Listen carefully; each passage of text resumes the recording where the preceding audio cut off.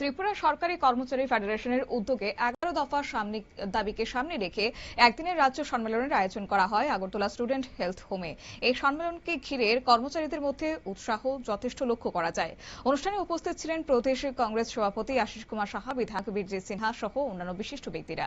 বক্তারা তাঁদের বক্তব্যে সরকারি কর্মচারীদের ন্যায্য দাবি দ্রুত পূরণের উপর জোর দেন এবং রাজ্য সরকারের কাছ থেকে এই দাবিগুলি বাস্তবায়নের আহ্বান জানান।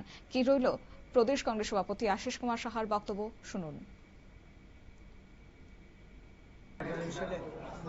রাজ্য সম্মেলনে নেতৃবৃন্দ এবং ফেডারেশনের যারা কর্মচারী বন্ধুরা সকলকে আমার প্রদেশ কংগ্রেসের পক্ষ থেকে আন্তরিক শুভেচ্ছা অভিনন্দন জ্ঞাপন করছি।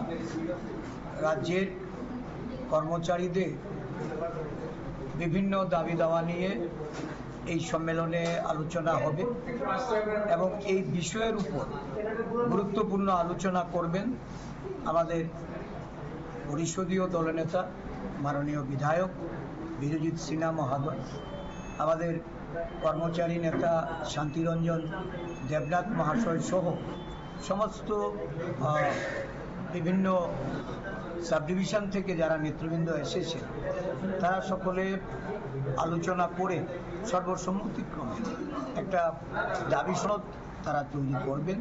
কারণ এদিন উপস্থিত ব্যক্তিরা প্রদীপ প্রজ্বলনের মধ্য দিয়ে এই সম্মেলনের সূচনা করেন।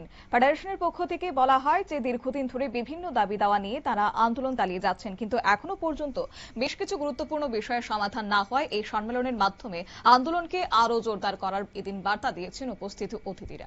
নিয়ে নিচ্ছে ছোট্ট একটি বিজ্ঞাপন বিরতির সঙ্গে থাকুন।